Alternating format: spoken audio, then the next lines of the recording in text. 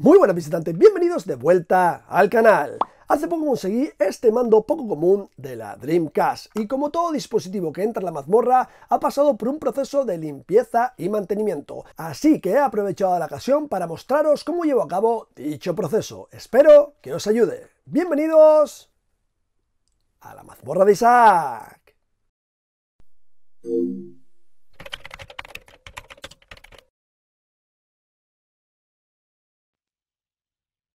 Aquí tenemos el mando. Se trata de una edición Sega Sports que solo salió en Estados Unidos y se limitó a 10.000 unidades. La verdad es que está en bastante buen estado pese a sus marcas superficiales y con bastante suciedad. Aparte, la etiqueta trasera está rota y en mal estado, pero no es algo que me preocupe.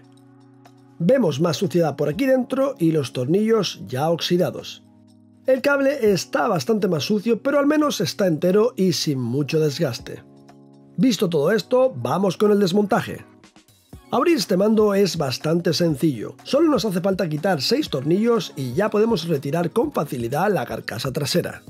Al contrario que en casi todos los mandos con cable, este no está soldado directamente a la placa, sino que va con conector, lo cual facilita muchísimo la limpieza y mantenimiento. 4 tornillos más y ya podemos separar la placa de la carcasa frontal.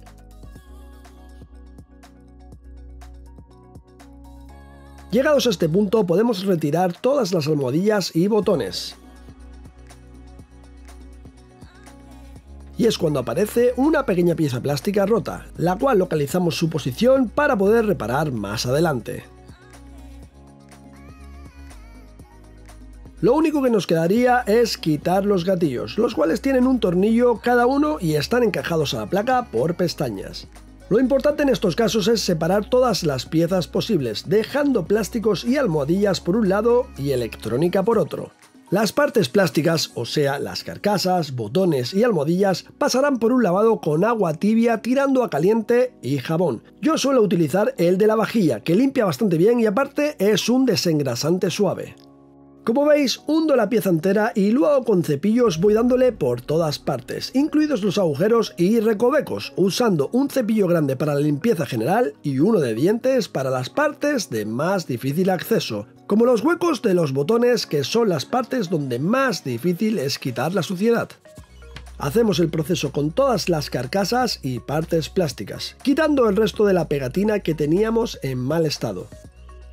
Tampoco tenemos que olvidarnos del borde de unión de las carcasas, que es donde más se suele acumular la suciedad.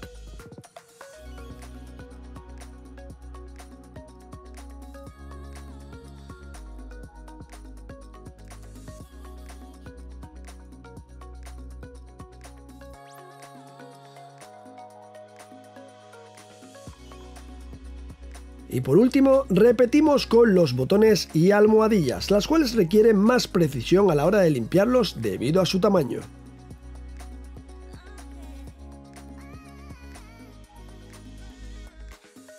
Terminada la limpieza, podemos apartarlo todo para dejarlo secar. Yo suelo primero darle con una servilleta de papel y luego dejar que seque completamente, aunque este paso no lo he grabado. A continuación vamos con la electrónica, empezando por la placa madre. En este caso está en muy buen estado, no requiere de ningún mantenimiento aparte de la limpieza, la cual llevaremos a cabo con alcohol isopropílico. Simplemente mojamos el cepillo de dientes y le damos con suavidad a toda la placa.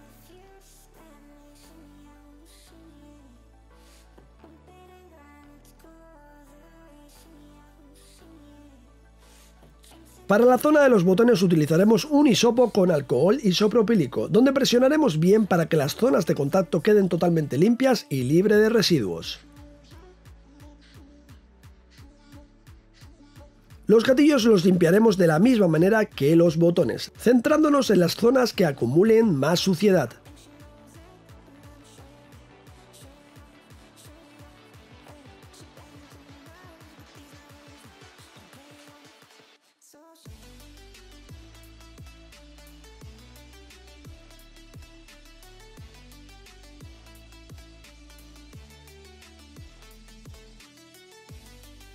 Por último nos quedaría el stick, al cual no solo le daremos con el hisopo por el exterior, sino que también le echaremos una pequeña cantidad de alcohol isopropílico dentro, moviendo el stick durante un tiempo en todas direcciones para que el mecanismo interno se limpie.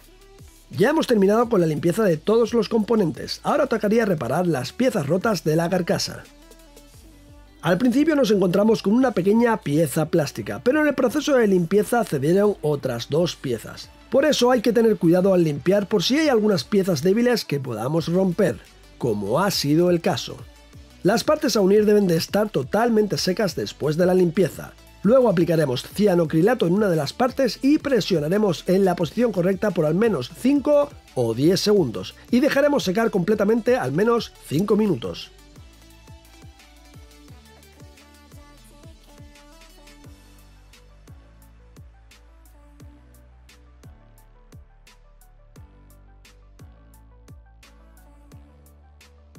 Llegó el momento del montaje, donde seguiremos los pasos del desmontaje a la inversa. Primero, botones y almohadillas.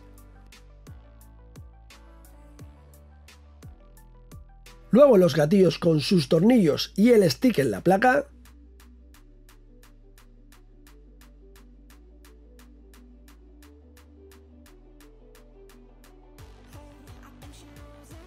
Colocamos la placa en la carcasa superior. Y antes de atornillar comprobamos la pulsación de los botones y el movimiento del stick. Ya podemos atornillar y a continuación conectar el cable, el cual necesita una limpieza antes de seguir. Para el propio cable usaremos un estropajo con alcohol isopropílico para quitar la suciedad incrustada. Y luego repetiremos con papel, finalizando con un hisopo con alcohol para el conector.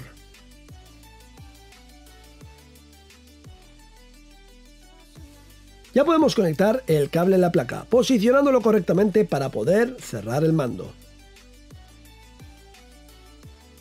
Por último nos quedarían los tornillos, que ya vimos que tenían algo de corrosión. Simplemente los lijamos con una lija fina al agua hasta dejarlos lisos y opcionalmente los pintaremos con permanente negro. Lo ideal sería con pintura spray, pero esto es más barato y más rápido. Repetimos con todos.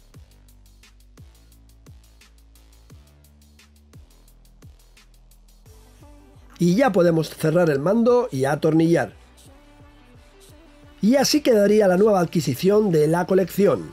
Y hasta aquí el vídeo de hoy, espero que os haya gustado. Si ha sido así, ya sabéis, like, suscribiros y activad la campanita para estar al tanto de las novedades del canal. Vuestros comentarios y sugerencias serán bienvenidos y también podéis seguirme en mis redes sociales. Muchísimas gracias por vuestra visita, hasta el próximo vídeo.